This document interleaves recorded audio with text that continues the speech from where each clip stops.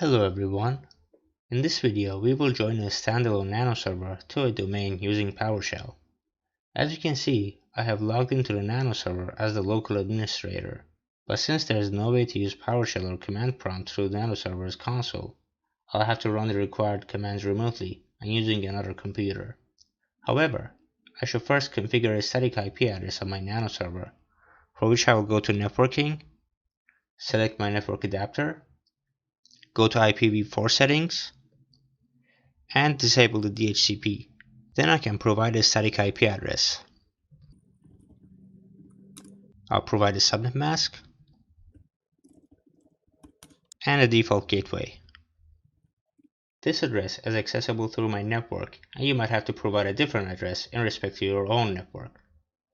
Notice that we can't assign a DNS server from here, and we should do that remotely as well. Now we'll switch to another server, which is in fact a domain controller, to manage our Nano Server. At this point, since we cannot use Kerberos authentication because the Nano Server is not a part of our domain yet, we'll have to put it in our trusted host list, for which I'll use the setitem command, and then navigate through the trusted host list. We then type the IP address of the Nano Server. We type yes. Keep in mind that once we accomplish our task, we should come back and undo this configuration because trusted hosts are like open doors and can later cause security issues. To verify the previous command, we can simply use the getItem commandlet and navigate through the same path. We see that Nano Server's IP address is now considered to be a trusted host. Next, we should establish a PowerShell session between the Nano Server and the server we're working on right now. For that, we'll use the command new PS session, provide the Nano Server's IP address, and type a descriptive name. We also put a credentials parameter so that it will prompt us for Nano Server's credential.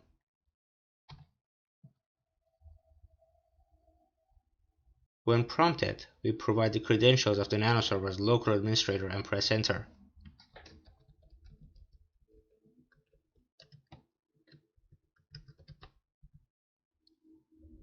Our PowerShell session is now created.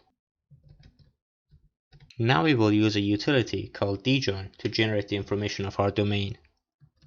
This utility is mainly used for offline domain joins. It contains our domain name and the computer name that we are planning to join. The final output will be a text file which we will transfer to our Nano Server.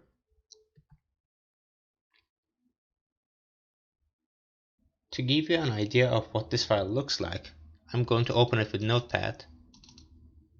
And as you can see, it's not in a human readable format, but it contains the information that we need.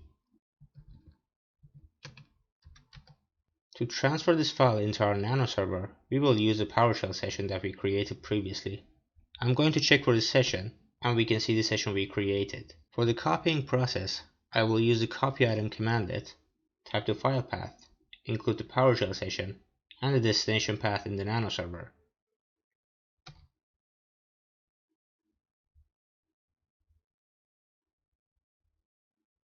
Once the file is copied, we enter the session using the nrps session and typing the name.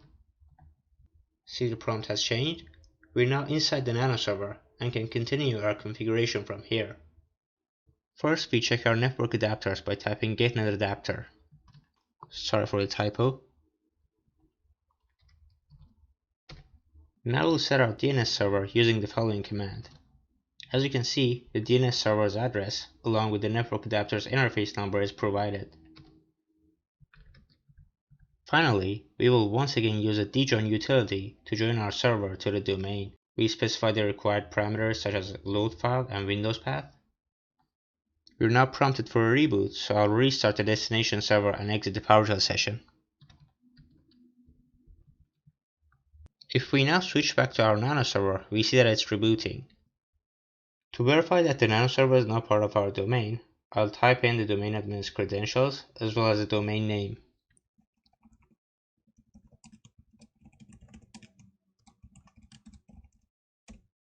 And now we have successfully logged in as a domain administrator. Now to do some house cleaning, we get back to the previous server and remove the unnecessary files and configurations. I'll clear the trusted host list. I remove the text file that was previously generated. and I will remove the PowerShell session. I hope you enjoyed the video and thank you for watching.